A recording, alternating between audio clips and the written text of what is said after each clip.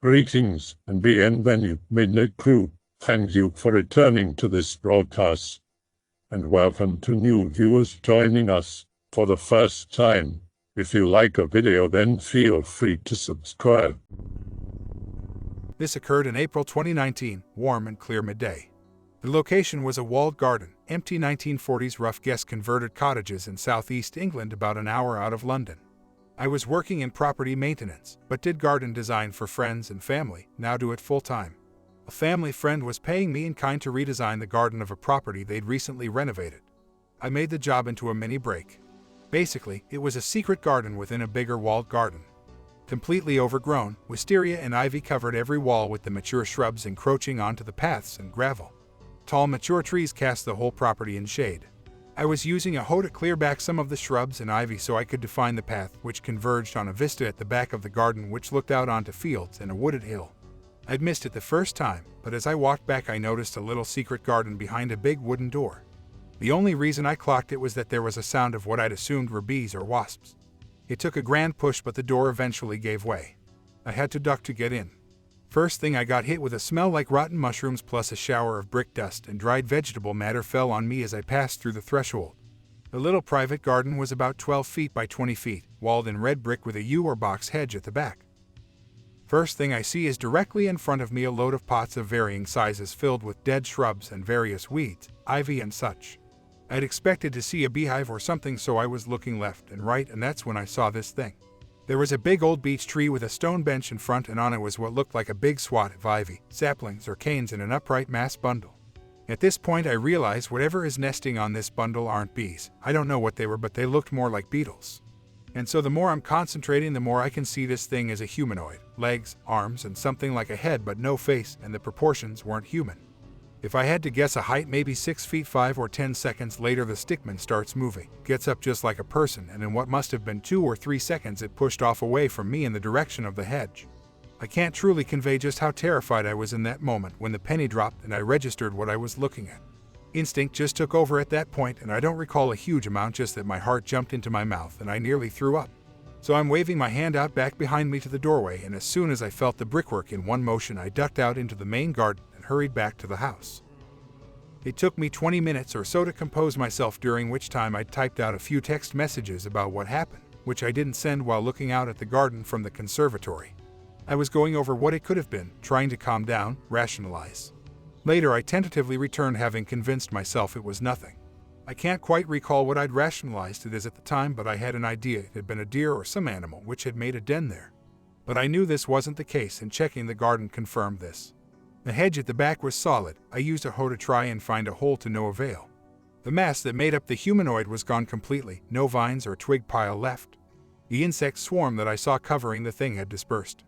Up until very recently I'd forced myself to accept it was just the way the light fell on the tree, that maybe there had been a deer and it had squeezed through the hedge, but as I say above, having recently gotten into cryptozoology by chance, the facade I created has started cracking. Having wrote this, I'm still not sure what I saw. My dad, brother, and I were playing badminton one evening, early 2020 in southern Minnesota, when my brother tapped me on my shoulder and pointed down our driveway at the field. I saw what looked like an extremely tall, white, thin, stick figure running through the farm field. It was running, from our point of view, from left to right with a slight diagonal somewhat towards us. It was running so cartoony.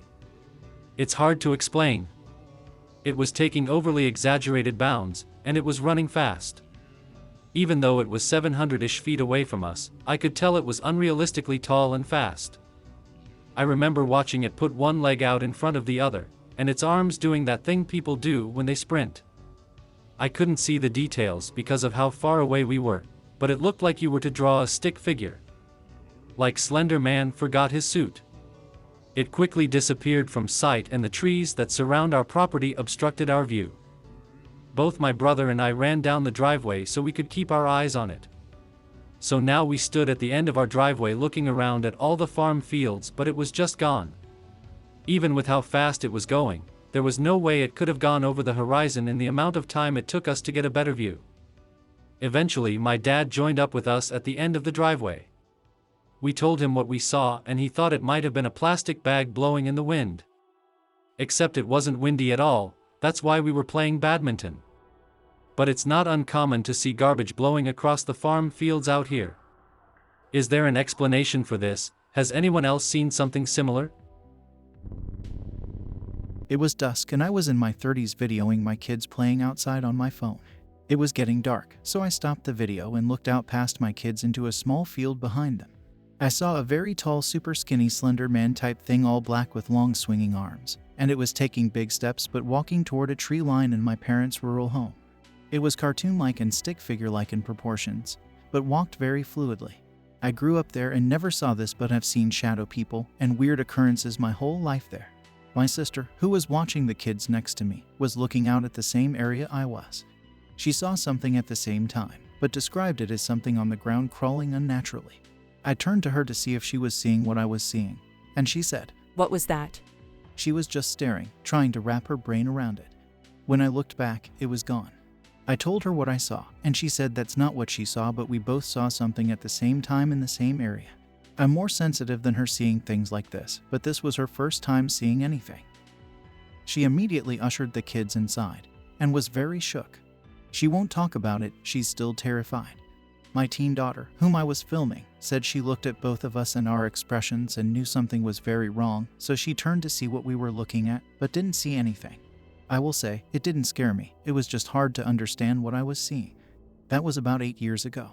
Fast forward to a few weeks ago, my young teen nieces were outside playing at the same house and saw a fedora-wearing shadow on the tree line in the same area.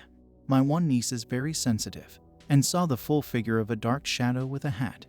The other never saw anything paranormal before and described it as a weird dark figure on the ground. They both said it was very black. I've seen shadow people in the house before and interacted with one once, not that I wanted to. Here's the strange thing about all the things I've seen at this house my whole life. Every single entity and mist I've seen inside and outside of the house has been moving in the same direction, always toward the tree line in this one area by the long driveway. The very weird thing is, several people over the years, who are not believers in the paranormal, have told me they hear deep growling in the same tree line at night when they are alone. I'm going to try and report this with as little dramatic flair as possible, because it seems like people sometimes get carried away with the storytelling when reporting something like this, and I want to avoid that if I can. This happened a long time ago and not even in America, occurring on a hill in Scotland named Arthur's Seat near Edinburgh. But for the first time the other day I was discussing it and suddenly realized that it actually involves 3 of the major factors associated with a lot of the missing 411 cases: a body of water, a dog behaving extremely unusually, and large amounts of granite. I was in my mid-teens at the time, and due to unusual circumstances my dad had woken me up in the middle of the night to walk the dog with him and have a chat. It was around 2 a.m. It was a full moon and a very bright night with great visibility. The skies were clear and we were walking on a granite hill, an extinct volcano in fact, that has a valley in the middle with a lochen, a small lake in it. We had walked around the lochen before starting up the side of the valley towards the ridge with the dog on a leash. As we began to approach the top of the slope, the dog stopped dead and point blank refused to come any further in the direction we were walking. He was literally a dead weight on the leash and we would have had to bodily drag him to move him even an inch further forward. We realized that he'd tucked his tail between his legs, was visibly shaking, and was in a curled crouch, making himself as small as possible. He was also entirely fixated on something ahead of us that we hadn't noticed or paid attention to beforehand. It appeared to be a straight black line emerging vertically from the ground. I remember thinking at first that it was a plastic tube they used to protect vulnerable saplings from deer. In the first moments that we became aware of it, there were no discernible features whatsoever other than a black vertical bar. As we watched, the straight black bar unfurled into the crude shape of a humanoid, I estimate to have been around 8 feet tall. Unfurled is the best term I can think of to describe this process. If you've ever seen a butterfly emerge from a chrysalis, it was something like that.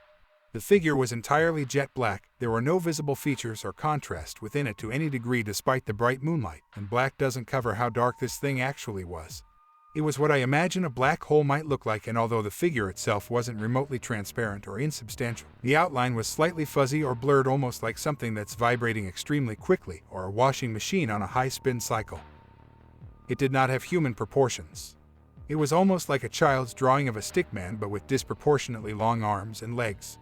If you are imagining something like a stick insect made out of the material vantablack and in the rough shape of a person, you're close to the mark. The head was unusually small, and I remember the top of the head being somewhat flat, although my dad doesn't. In every other respect, our recollections of the event are identical. This all happened within probably under a minute, and then it turned and faced us. I'm not going to give a melodramatic description, and in fact words can't really do it justice. Although it lacked any features whatsoever that might be identified as eyes or a face, you could feel this thing's attention on you. Instantly every hair on my body stood erect and I broke out in goosebumps. I turned to my dad and said, "Dad, what the F is that thing?" He's one of the most skeptical and level-headed people I know, so what really freaked me out was that his answer was just, "I don't know. We need to get out of here right now." As a young man, being able to detect genuine fear in my dad's voice was itself quite unsettling. We immediately began to walk sideways away from the figure so as not to entirely turn our backs on it. The minute we began moving away, it was like a spell was broken on the dog, who began to literally drag us. The figure followed us for more than 5 minutes, maintaining the same distance. It walked with large, slow, deliberate strides, and I remember its arms swung in long arcs as it moved. At no point did it show any sign of aggression. It simply followed, maintaining the same distance from us the entire time. It was perfectly and completely silent. There wasn't a sound when it was following us. We were in a highly adrenalized state during this pursuit, and the atmosphere was extremely tense. We exchanged very few words other than whispers like, "Is it still following us? And don't look at it." It never even crossed our minds to run, which in hindsight seems unusual given that neither of us even entertains the possibility that this was just another person out for a walk.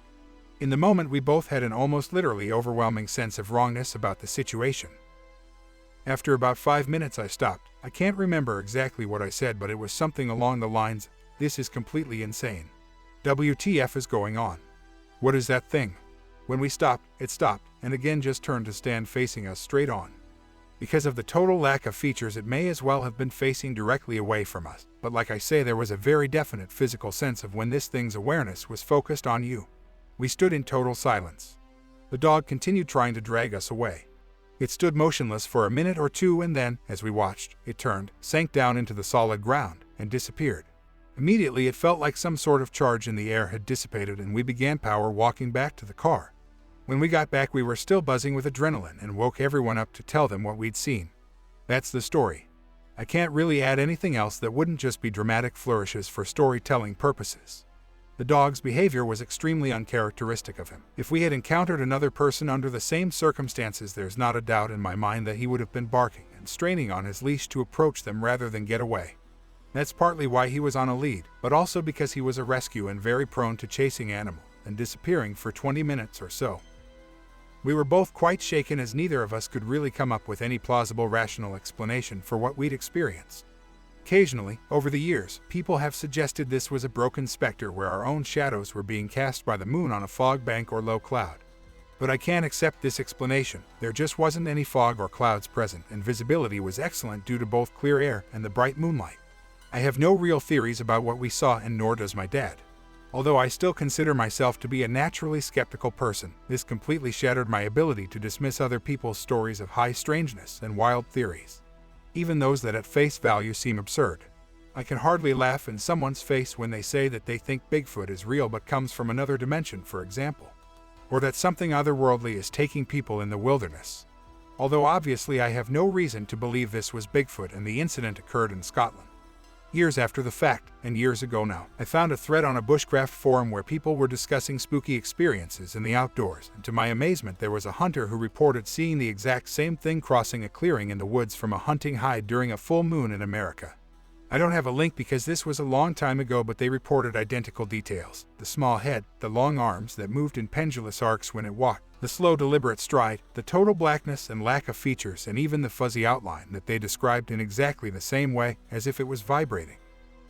Make of this what you will. I'm not trying to convince anyone of anything, and I'm not married to any particular theory about what we saw. I just thought it was worth reporting here when I realized that the hill was mostly composed of granite, connected that with the water in the lake. I want to briefly touch on two of the more obvious explanations for what we experienced and why I struggle to accept them, but first, because it's relevant to one of them, let me mention that there are at least some caves on this hill, and that they've been associated with spooky stuff before, although I didn't know this at the time. In 1836, a group of schoolboys found a small entrance to a previously unknown cave on the hill near where this occurred that contained 17 miniature coffins containing what we would describe today as voodoo dolls, and some of them are still on display in the Scottish National Museum today. Now for the rational explanations. We were hallucinating. The dog's strange behavior was caused by something unrelated but in the unfamiliar environment. In the dark we entered some kind of adrenalized state where our minds projected a tangible threat onto an unexpected object, possibly actually one of those tubes used to protect trees I mentioned earlier, and we both hallucinated the same thing. I find this hard to accept because of the specific details we both recalled afterwards. Long arms, small head, vibrating outline, slow deliberate stride, swinging arms, strong sense of when its attention was focused on you. Despite not actually talking about what we were seeing at the time, and also that the dog was very clearly focused on the same thing as we were and absolutely terrified. It was exactly what it appeared to be. A very unusually tall being emaciated to the verge of death that was vibrating. In this scenario they would have emerged from a hole in the ground, remembered the cave, and were shivering from the cold. They then followed us in silence before descending back underground via another hole. I can almost accept this, and that due to adrenaline our brains interpreted it as being more dramatically strange than it actually was. The only thing that's maybe worth adding is that this event seemed to flick some switch in my head that made me no longer remotely afraid of the dark under any circumstances. You'd think it would have gone the other way, and I'm not LARPing as a vampire or some possessed creature of the night, but I worked in a bakery at the time and walked to work along a river in a deep valley in the middle of the night. Sometimes it was pitch black to the extent that you would have to feel your way ahead with your hands, and I'm not ashamed to admit that sometimes I'd get a bit spooked, especially when a fox suddenly screamed right next to you. After this event, never again. I can walk through the deepest, darkest forest, abandoned building or mine in complete darkness without feeling the slightest trepidation since this incident, and I don't really know why, but it's to the extent that people have commented on it. I don't know how you can do that. Now, not being afraid of the dark is hardly a superpower, but for me it has always been a markedly less intimidating experience after this encounter, and I really can't rationalize why, because it seems like it would make so much more sense for it to have instilled a fear of the dark rather than removed it. That's all I have to say. In the unlikely event that you've seen the same thing, please let me know. If anyone has any questions, I'm happy to answer, but I don't think I've left anything relevant out. OMG, I saw a Stickman entity last year.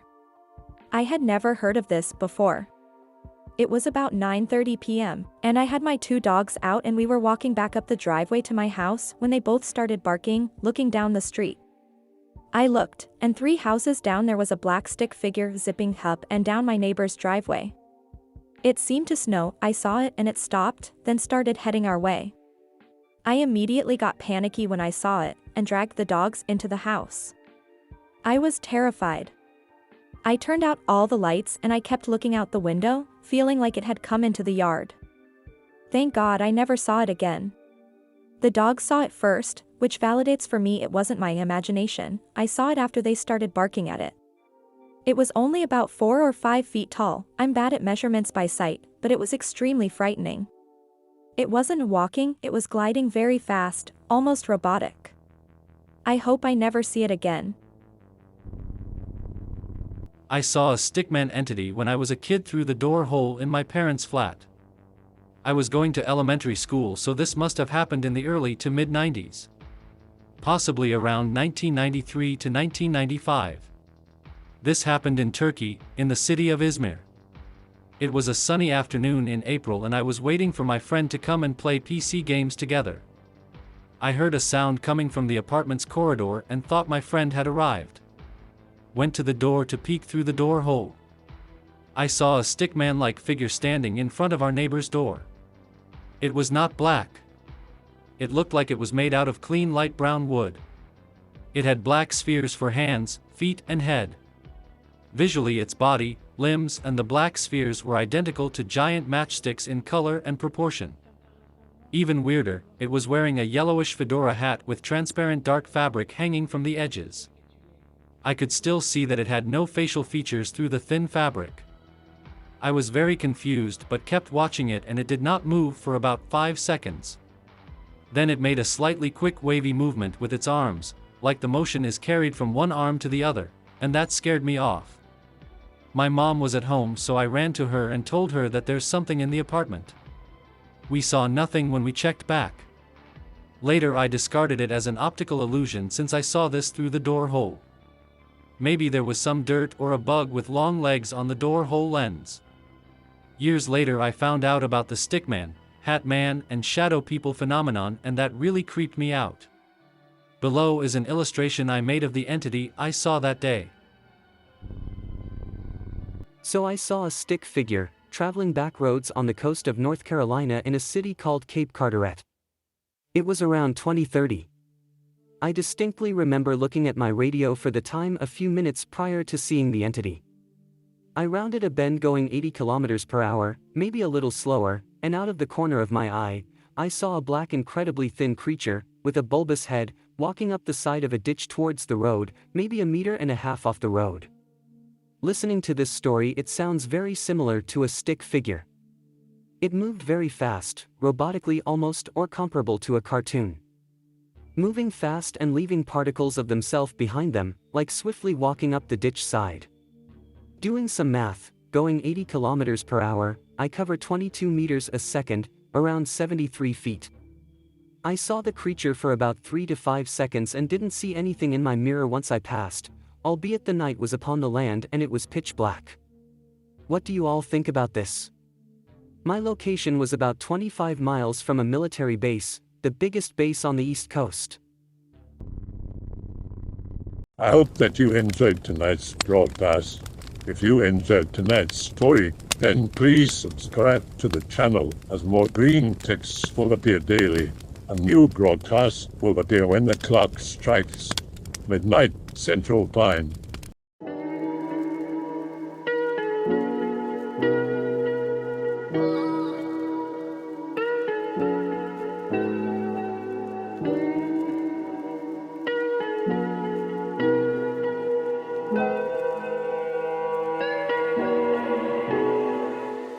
Remember to check out the Odyssey page in the description for a second archive of the channel's videos.